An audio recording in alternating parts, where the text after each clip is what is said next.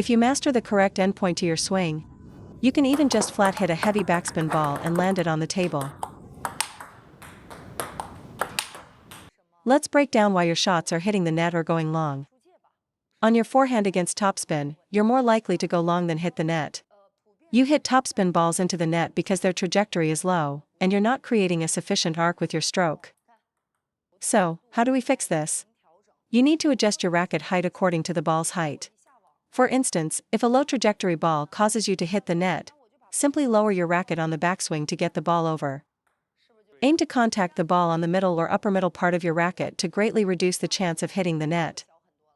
The second reason for hitting the net is a lack of power at contact. For example, in a backhand-forehand rally from deep, if a short ball comes to your forehand, you might rush the shot, causing the ball to lack forward momentum. If the ball is short and you're far back, you must use your footwork. Step in as you move forward to meet the ball, which allows you to hit and recover your position. If your feet don't move, no matter how far you stretch, the ball will still go into the net. The third reason for hitting the net is rushing your timing. By hitting the ball before it reaches the peak of its bounce, your motion becomes more of a push, which fails to generate any arc. The arc is created by a forward and upward motion from your backswing.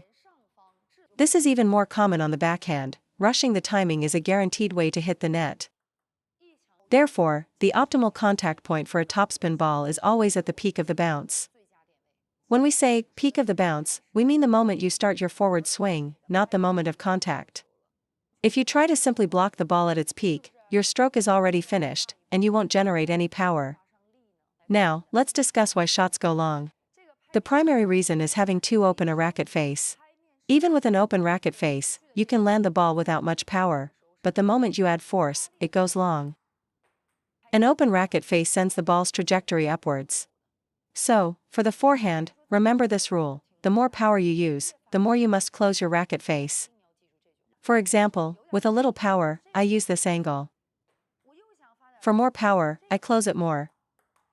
To hit even harder, I must close it even further, or the ball will fly off the table. The second reason for going long is the direction of your forearm movement. When I first taught a student to block, I found it difficult because his forearm wouldn't press downwards. His block was always directed forward or upward. The correct direction of force doesn't mean your forearm goes up while your racket faces down. That's also incorrect.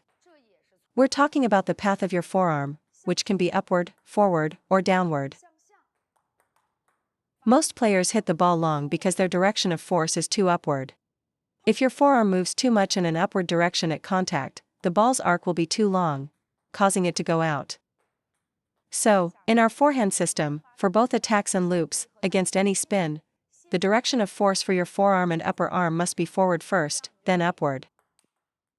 The third reason for going long is your backswing position. Most amateur players drop their racket below the ball when they want to generate power. For a pure flat hit with no brushing, this is incorrect. However, when looping, your backswing must be below the ball to create spin and arc. This is why many players go long when practicing the loop then hit drill, attacking a backspin ball then the topspin return. The problem is that after your initial loop, you must adjust your backswing height for the second ball. If you drop your racket low again, you'll hit it long. Let me demonstrate. Right now, we are talking about the second shot, the flat hit, not another loop. You are going long because your hand is too low. It's a contradiction to have a low backswing and try to flat hit with power. For a flat hitting motion, your backswing must be directly behind the ball. For a brushing motion to create spin, your backswing must be below the ball. For example, in a loop to attack sequence, after the first loop, the second shot can be either a flat hit or another loop. To create friction, your backswing must be lower than the ball. To create a powerful flat hit with speed, your backswing must be directly behind the ball. If your opponent blocks a high, short ball, you must raise your racket to hit it. If your backswing is still low, you will lose control of the trajectory. The fourth cause of going long is the size of your swing. By nature, flat hitting is less forgiving and more prone to errors than looping. But I'm teaching this because many of my students primarily use flat hits, so we need to cater to players at every level. Let me give you the 3 principles of flat hitting. First, against a ball with normal speed, do not take a large backswing, or you will immediately hit it long. Your backswing should stop at the side of your body. Second principle, your upper arm must not drift inside your body's frame. If your upper arm stays outside, your forearm swing will naturally stop. If it comes inside, the swing becomes uncontrollably large. So, the second rule of hitting is that your elbow and upper arm must stop outside your body. If they move inward, your forearm will create too long of an arc. Third, whenever you have to move your feet, your swing must be about 1/3 smaller than your standard forehand drive. For example, this is your normal forehand drive. Now, after I serve and have to move for the return, my swing must be smaller, with no weight transfer or large upper arm movement. Because flat hitting demands precise timing and spacing, any movement makes a large swing likely to get jammed or go long. So, you must consciously make your swing smaller than your regular forehand drive to improve consistency. If your swing is too big while moving and you try to generate power, your error rate will increase significantly. Next key point, how to move your feet during a match without making errors. As a professional coach, I should tell you, move your feet first, then hit. But I realize that's too difficult for amateurs. So, you must learn to have your feet and hand arrive at the same time. If your hand moves first and your feet follow, you've lost any chance to generate real power. For amateurs, the quickest footwork from backhand to forehand is the single step. A single step with your right foot. Second, to ensure a more stable shot, you must keep your shoulders level when flat hitting. During a backhand to forehand transition, if your shoulders are not level, you will definitely make a mistake. Things like shrugging your shoulders or having one shoulder drop during the shot will cause an error.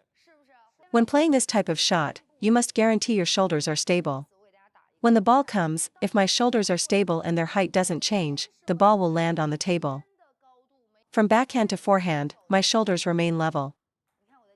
For instance, if your shoulder is low on the backswing, it should stay low through contact. Don't go from low to high or high to low. No matter how wide the angle is on your forehand, your shoulders must remain stable. When hitting wide angles, your center of gravity must be stable. This is different from looping, where you can use friction to land the ball even with body movement and a large swing. This is why looping eventually replaced flat hitting in the modern game. Its margin for error is too small. But since many of my followers are primarily hitters, teaching you how to hit more consistently is key. That's the first point. The second biggest problem on the forehand is the elbow. Many players can't keep their elbow stable, which causes them to hit long.